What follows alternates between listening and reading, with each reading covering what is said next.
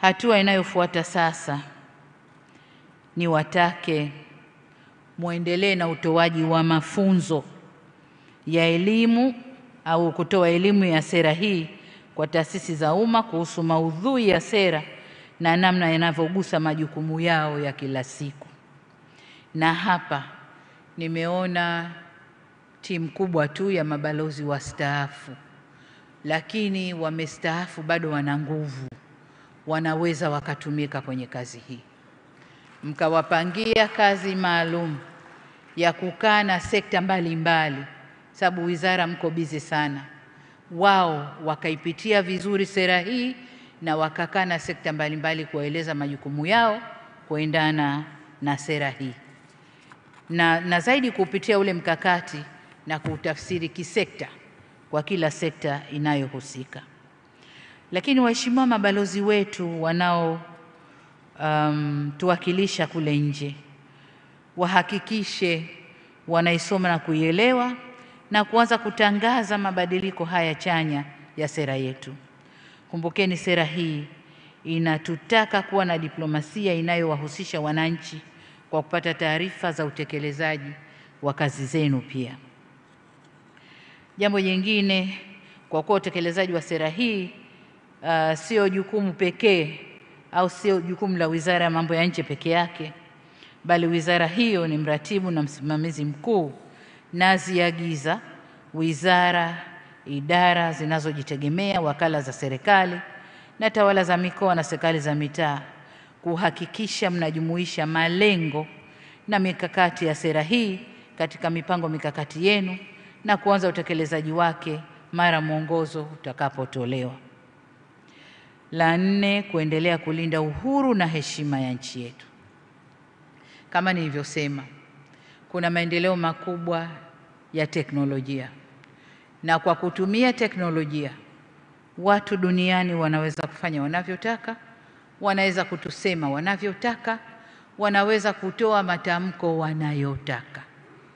Niwaombe, katika matamko yanayotoka, ni vyema wizara na vyombo vyetu vya ulinzi na usalama mkajibu kwa haraka, mkachukua hatua za haraka, aidha kutoa ufafanuzi, kukanusha, au kama ni la kweli kukubaliana na kuchukua hatua za kurekebisha. Lakini tusiwe shamba la bibi kwamba kila mtu anaweza kuja akasema analolitaka, lipo Tanzania halipo, watu wakajisemea tu. Lakini la pili, tumeanza kuona mtiririko au mwenendo wa wanaharakati ndani ya region yetu hii kuanza kuvamia na kuingilia mambo yetu huku. Sasa kama kwao wameshadhibitiwa, wasije kutuharibia huku.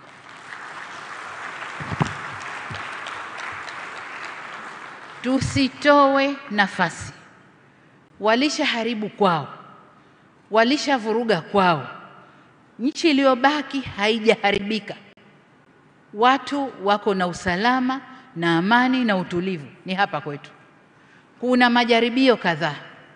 Niwaombe sana vyombo vya ulinzi na usalama na nyinyi wasimamizi wa sera zetu nje kutoa nafasi kwa watovu wa adabu wa nchi nyingine kuja kutovuka hapa kwetu. Hapana.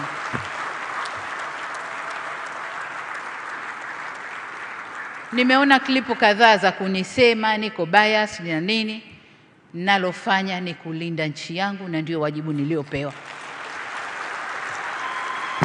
Kwa hiyo hatutatoa nafasi kwa kiumbe yoyote kuja kutuvurugia hapa, awe yupo ndani au anatoka nje. Hatutatoa hiyo nafasi. Kwa vyombo vya ulinzi na usalama, uhusiano wa kimataifa unagusa pia masuala ya ulinzi na usalama wetu.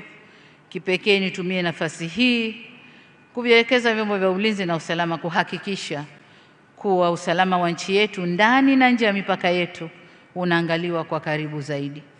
Tumesema hapa dunia imeharibika.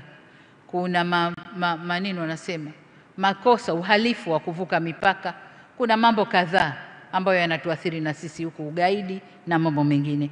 Niwaombe muwe makini katika hilo.